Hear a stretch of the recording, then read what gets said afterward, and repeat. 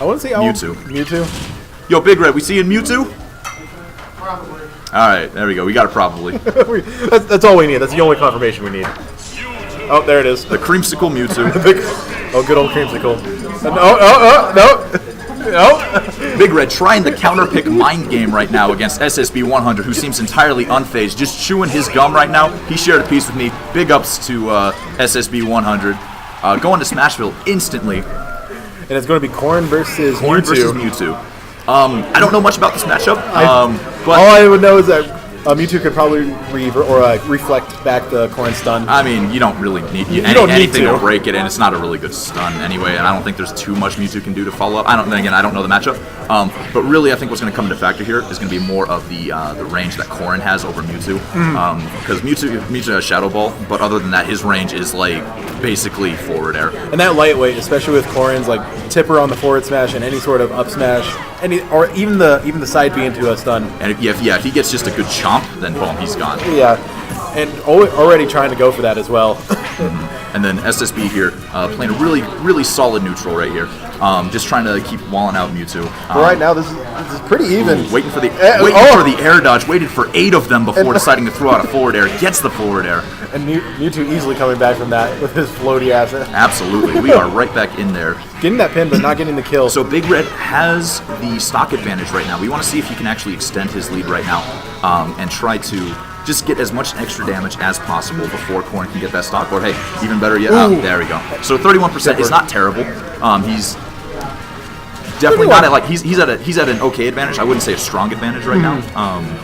Good jab in order to cancel out that side B, but still gets hit a little bit by it. And now the percentage is definitely going back up. Like I said, this is an even match for what it is. Trying to get that tipper side B. We see again like the range coming into effect with Corrin right now. But Big Red is actually playing very well around it right now. And he missed that punish actually. That up B stunning out SSB100's Corrin there for a little bit. Yeah, if he got that forward air, that would have definitely been a kill where that platform was. Trying to go for the dash attack. You're not running off stage with that dash attack, Drew. Well, it could have just been like a missed input, like you trying to run off and do an attack, and you just do it a little too soon. I do that a lot with Ike, sadly. I understand the pain. And then we see Big Red here struggling to get off this ledge right now. This is finally getting back on. Confusion going to help with that. Corrin getting that back air. Strong back air.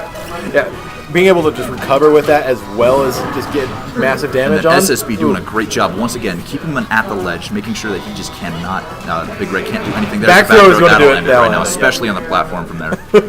Charge that Shadow Ball for extra effects. Well, just in case they don't come back, you always want to be doing something in a match. You never want to stop. I just call it the extra effect. True.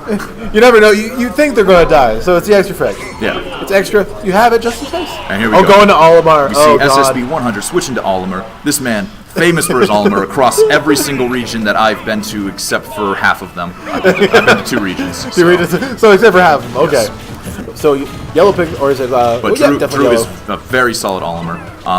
Making Olimar not look like a bad character like everybody says he is. Bring him back to the Brawl days, but with a better recovery. Basically. Well, different recovery. Different recovery, exactly. It's not as fast, but it is. It definitely has more distance. It's definitely better than the whip. It's different than the whip. Better than the whip. Different than better. No. Already having a purple, yellow, and it looks like a red out. Red's in front. Red didn't use purple to getting the kill. Olimar things, you throw 2 smash attacks because you can, and it works, and that's Olimar on the ledge.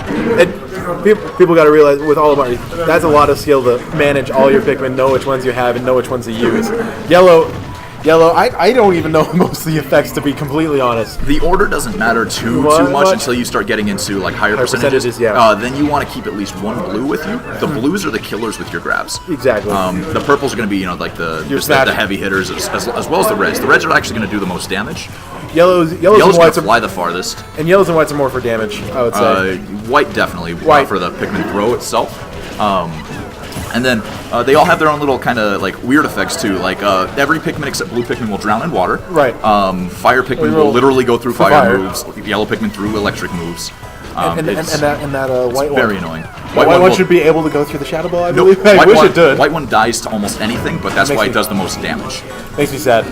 Damage on grab anyway. It looks like a void damage sort of Pikmin, so you would think he would be able to. Oh no, that's poison, man. Nobody does poison damage. No, but poison damage. Imagine if it was. Good reflect by Big Red right there. Oh, and getting that forward smash with another purple, 2 purples and a white. God, Yep. this color mixture. When you have purples and you're being aggressive as Olimar, like SSB is doing right now, those purples are your best friends in the later game. No flowers on any of those Pikmin though. None of them got the group. That doesn't actually affect it in this game. In Brawl, it used to though. But none of them are growing to maturity. They're all dying way too soon. Or they're all killing way too soon. One like He's just a boy. Why is he forced to kill? But here we go. One like equals one prey for Pikmin. Oh man, we see SSB actually switching back to Corrin, which is very interesting to me. I think he felt like he actually had that match before, and he just wanted to kind of guarantee it with getting that Olimar win. I also feel like giving it with Big Red, like trying to switch his game from Olimar back to Corrin, is still going to take a little bit. He's going to get back into it during the middle of the match for sure, but right now he's trying to get back into that Corrin matchup. But right now, he's actually getting back into it relatively quickly than I thought. Yeah, honestly, if I were SSB just trying to go for the wins, I would have stuck with Olimar. But I mean, he probably just wants some Corrin practice right now too, which I cannot begrudge him. You got to get practice everywhere you go. It's the only way possible. Going for that down tilt. What we're seeing here, though, is a much different story, especially just in the neutral right here. We see that Big Red is a lot more comfortable fighting this than he was fighting Olimar. And while SSB's neutral is always really solid, he's having a little bit of trouble dealing with Big Red shenanigans right now. Getting the reflect and the stun. Ooh, and okay, cool, nice ledge attack. That was the smart option there. He couldn't have really followed up with anything else. Try to get a little bit of damage as much as possible. Absolutely, you got to get it where you can get it. Trying to go for a jab, keep him off the edge. But nope, Big Red going for up smash, missing it out on it anyway. Yeah, catching a side B for his trouble. Hey, you don't know that yet. You're not on commentary. Get out of here. So going for that side B. There it is. Never mind. Side B kills. Side B getting. Oh my god. Big Red's still definitely in this right now. He just has to get a little bit more percent, and I do believe up throw will kill. And of course up smash will have killed about 30% ago. So. Yeah. Any sort of up smash, any sort of stun into an up smash will also work. Up throw. Forward throw. Okay. Up throw probably won't work. He probably knows the percentages a little bit better than we do, even on Town and City. So you know what? I'm going to trust Big Red's judgment on that one there. I unfortunately don't play the character, so I don't know the exact percentages. I think that's an up throw. That's death. Yeah. 37% extra credit for Drew there. 37% is not terrible though. Yeah. It's essentially reverse of what we saw game 1.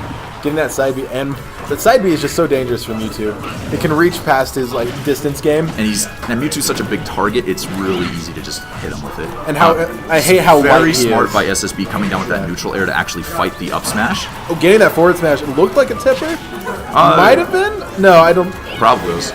Probably was. It doesn't launch as much as Marth, I believe. But that is correct. But it's still very potent. very much so. So definitely Big Red coming back with a vengeance right now. All he has to do is just get up. Ooh, back air, gets it. Commentator's curse. But very solid play by both players, especially on that game 1. That was a much closer match. Game 3, Big Red was starting to bring it back, but unfortunately he just could not get past the Mewtwo. Waifus always win then. Waifus always win. Except game 1. Except for game 1. Game 1, waifus never win. Game 3, waifus always win. Indeed. So it looks like as we've seen.